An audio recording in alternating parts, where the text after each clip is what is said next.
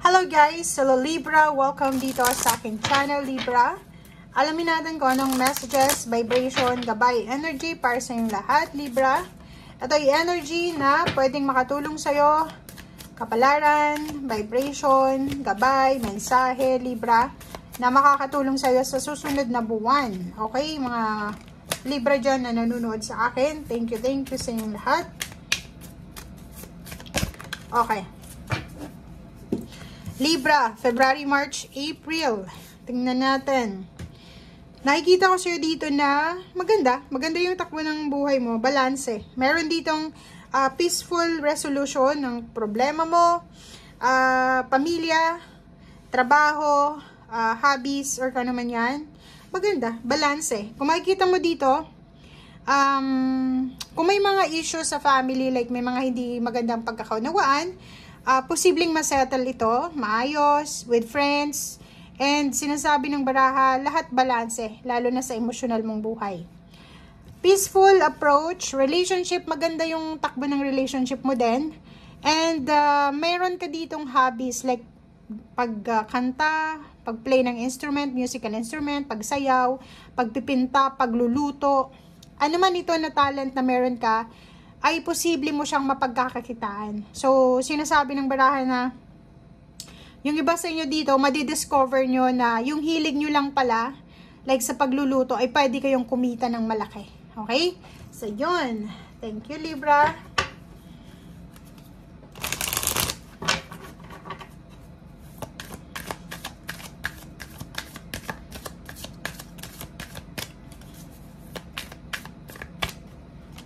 Okay, love begins. So, yun. Nakikita din natin dito, guys, since etong piece na to is parang, tas may dalawa siyang, anong tawag dito?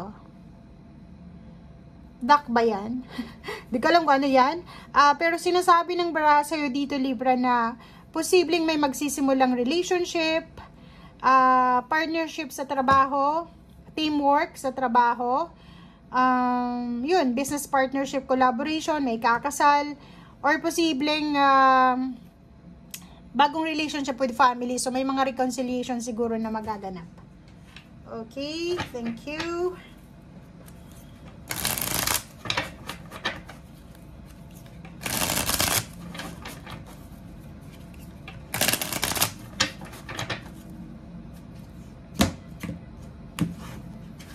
Okay.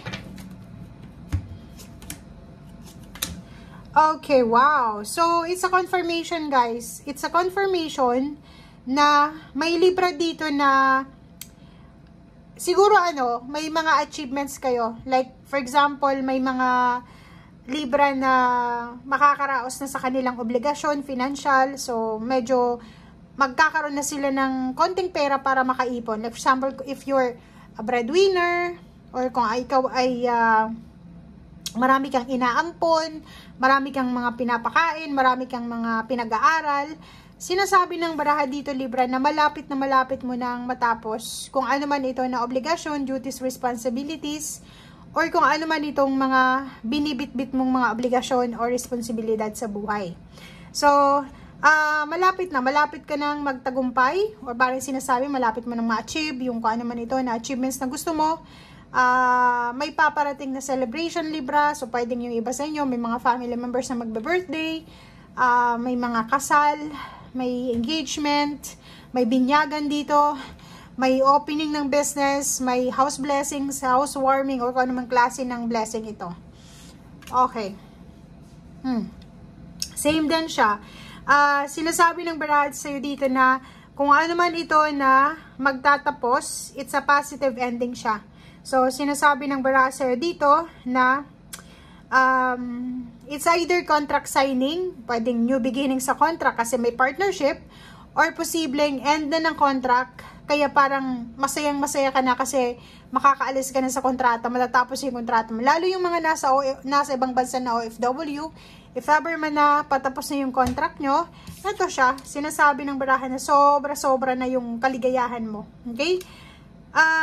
Physical health, mental health, emotional health, maayos yung takbo, lalo na yung family health mo, maayos yung buhay nyo, may mga bagong relationship, bagong friends, bagong kakilala, bagong kapitbahay, or bagong paraan, bagong ways, bagong pagkakakitaan ito na posibleng makatulong sa'yo na makapag-ipon ka ng pera. Okay, so nakikita din natin dito, may excited dito. Sobrang excited na Libra. Pwedeng excited siya kasi tapos na yung kontrata niya. Excited siya dahil ikakasal na siya. Excited siya dahil pauwi siya ng Pilipinas. Excited siya dahil may magsisimula na yung kanyang business. Excited siya kasi at last naayos yung problema sa pamilya, sa kaibigan.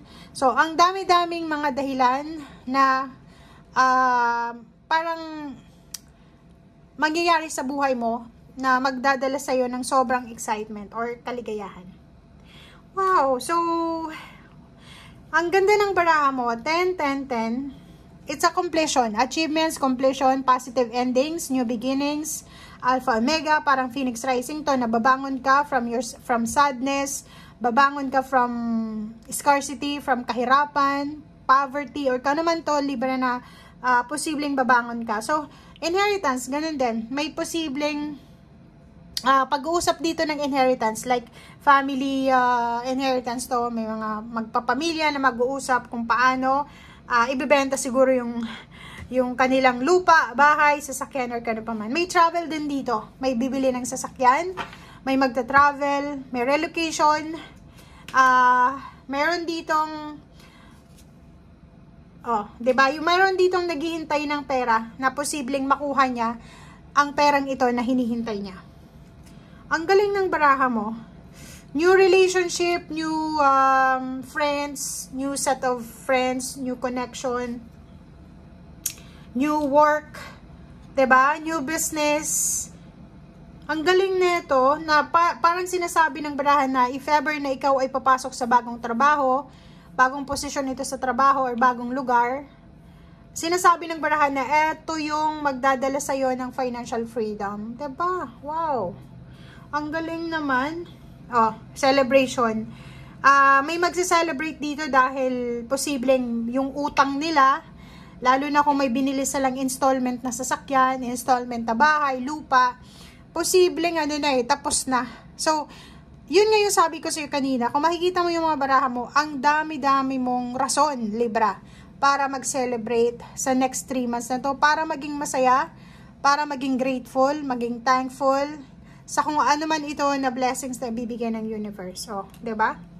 So, kung makikita mo dito, it's an assurance na ang future mo, sa future mo ay may naghihintay na emotional and financial success and abundance. Diba? Impress kasi to eh. So, ibig sabihin, good health, good luck, good fortune, abundance, prosperity, lahat yan, magsama-sama yan na ibibigay sa'yo ng universe sa future mo. Okay? Thank you guys. Bye!